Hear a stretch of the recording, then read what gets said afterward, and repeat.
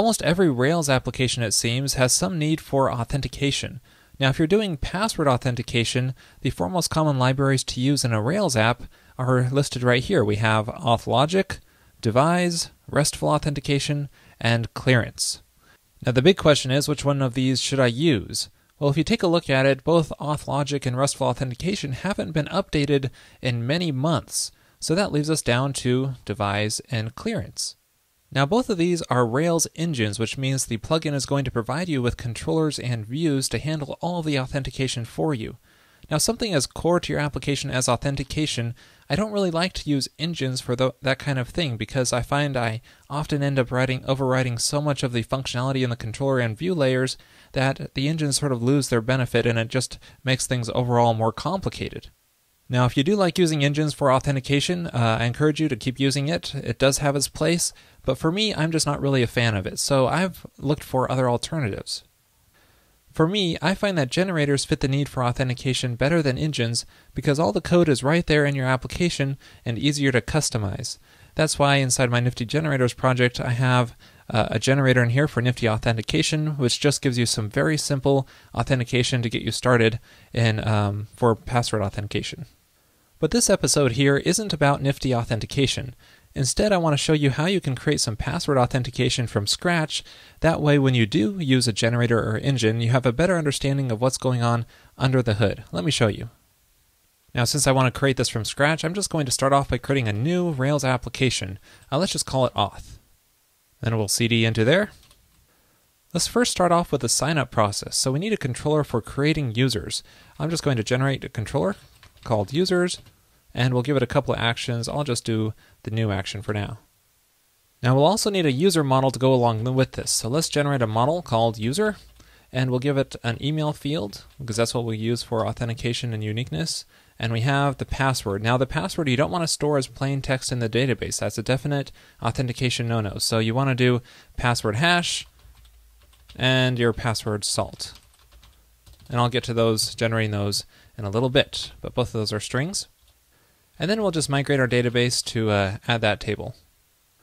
Now inside our user's controller that was generated for us, I'm just going to paste in the code here because it's pretty standard stuff. All we're doing is just making a new user instance in the new action, and in the create action, we're creating a new user instance based off of the user's parameters. And if a validation succeeds, then we're going to redirect to our root URL, which we don't have yet, saying signed up. And then if not, then we're just going to render our new action template again.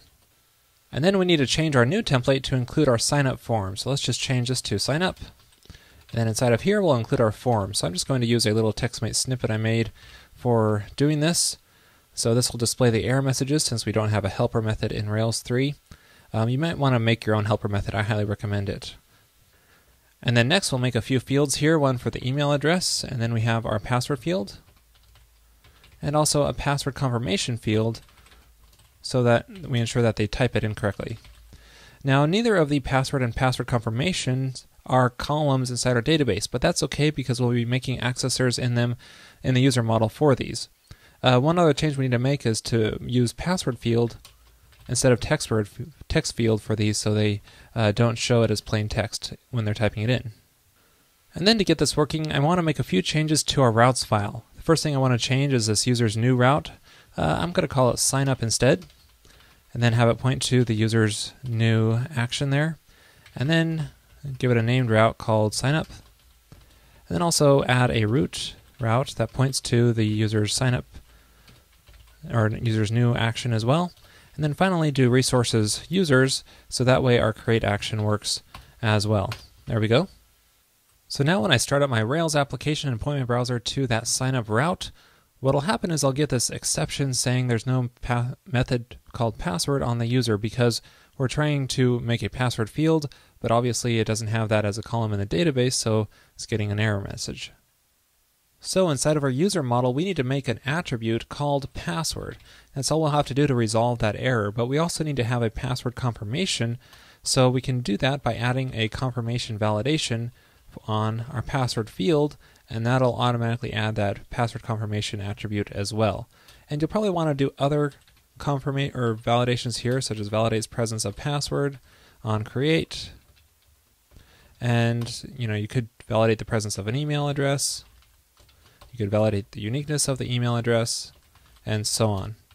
Now remember, when we created this user model, we have the password, salt, and hash columns inside of our database, and that's the encrypted form of our password attribute here. So we're going to have to encrypt the password into it. Now I highly recommend using bcrypt whenever you need to do password encryption. So inside of our gem file here, I'm going to add the bcrypt Ruby gem, and then require as bcrypt. There we go. Now make sure to run the bundle command to get it installed.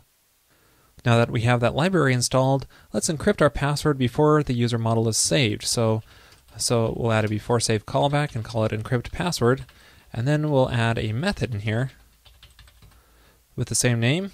And then inside of here, we'll check if our password is present. And if it is, then we'll want to generate our password salt using bcrypt. So we'll just say bcrypt engine generate salt. And then we'll want to do something very similar for our password hash by calling password hash, and then calling hash secret in bcrypt, and passing in our password attribute, which is that accessor method here, and the password salt. And that's it. So now when the user is saved with the new password, we'll get a new password hash, which is the encrypted version of the password, and along with the password salt. So now when we try visiting our sign up page again, it works. We get our sign up form, and let's try filling this out. You can see if we do an error, like we don't fill in our password, we'll get password can't be blank. Try creating our user. And it actually did work. We didn't get our flash notice message saying that it was created. That's just because it's not in our layout file, but it did redirect us back to our sign up page because that is our root URL for this temporary application. And as you can see, if we go to our DB console here, you can see that if we select all of our users, we'll just get our one user record inside of here, and we have our password hash and password salt as encrypted values inside there as well. Alright, we're halfway done. We have a way to create users. Now we just need a way for users to log in. So let's generate a new controller called sessions that'll handle the login form. So I'm just going to have a new action there. So inside the sessions new template that was generated for us, let's rename this title to login. And then for the form here, I'm going to actually use form tag and not form for, because form for kind of implies there's a resource behind it, but here we don't really have a session resource, so we're just going to use form tag and go to the sessions path, which will go to the create action once we make it. And then we want a couple fields inside of here. One is the email field, and once the email is passed in, we want to remember it, so we'll just pass in the email parameter in there as well. And the other one is the password field, and that'll just be a password field tag instead of a normal text field. And we need to make some adjustments to our routes as well. So we have our sessions new route here, which I'm going to rename it to login, and then go to our sessions new route action, and then give a named route called login. And then I also need to add resources sessions so that our create action works.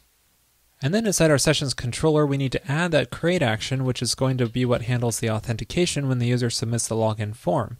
And inside of here, we need to first authenticate our user. So I'm going to move this into a class method called authenticate on our user model, and we'll just pass in our email and password credentials there that are passed in through the form.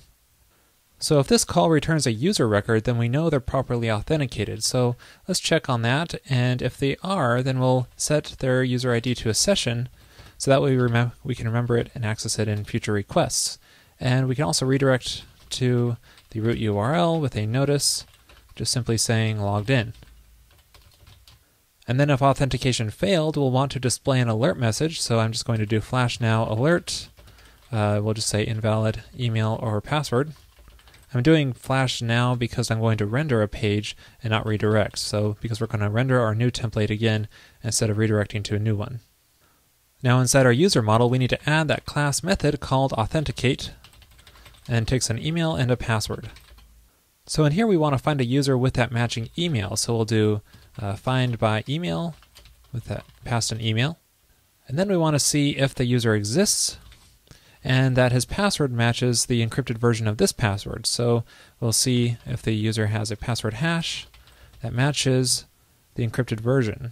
So we'll need to run that same bcrypt command to encrypt this password, given the user's salt. And then if it does match, then we want to return that user. Otherwise, we're going to return nil. Now I realize this else statement isn't really necessary in Ruby, but it's just good to have the extra clarification that this will return nil when the user fails the authentication. Now before we test this out, I want to add our flash messages to our application layout file so that way we can see if our authentication fails or succeeds. And I'll just do it like this, where we loop through all the flash messages and display them as needed. So here's what our login page looks like. If we try to submit this without anything filled in the fields, it says invalid email or password. If we try to fill it in with the information that I had when I signed up, then it says logged in and I get redirected to my root URL. So that's working.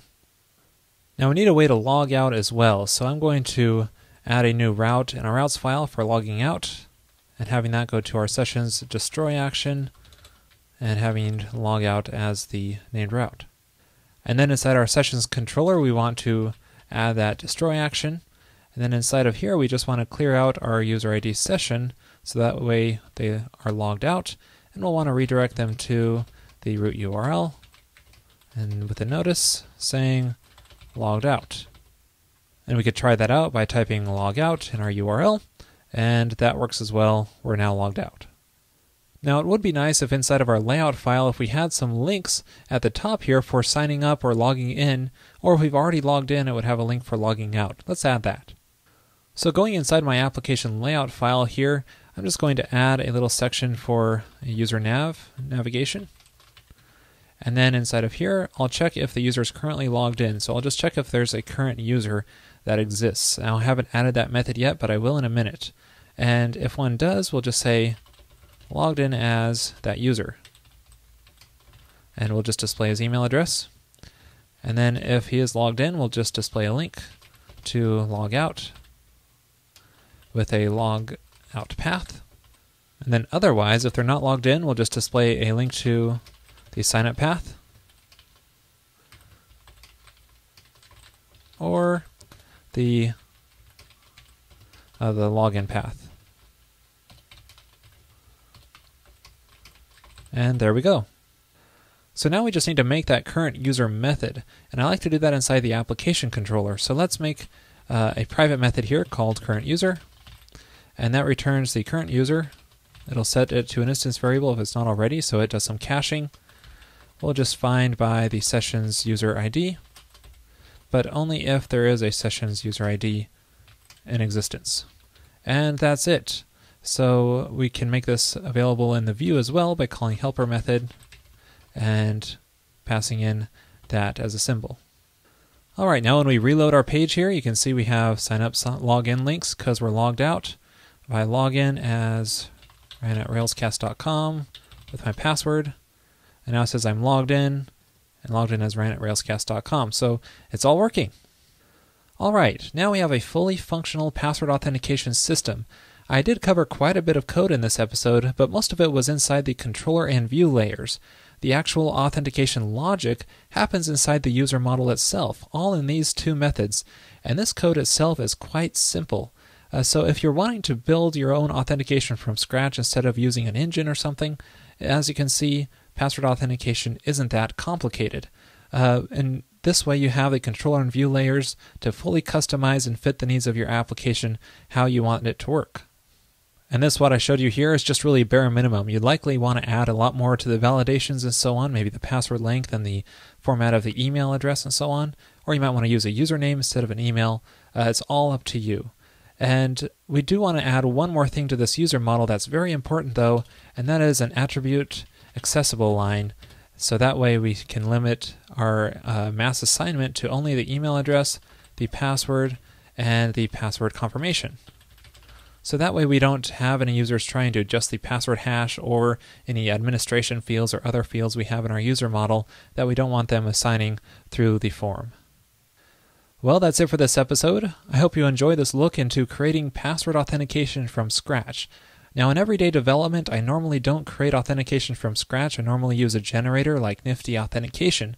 However, it's a good idea to understand fully what's going on under the hood in normal password authentication. So I hope this gave you some insight into that. Also, if you want to provide some third-party authentication in addition to your password authentication, I highly recommend you check out OmniAuth. Check out episode number 241 on Simple OmniAuth because it's quite easy to extend this episode I just did with OmniAuth using that.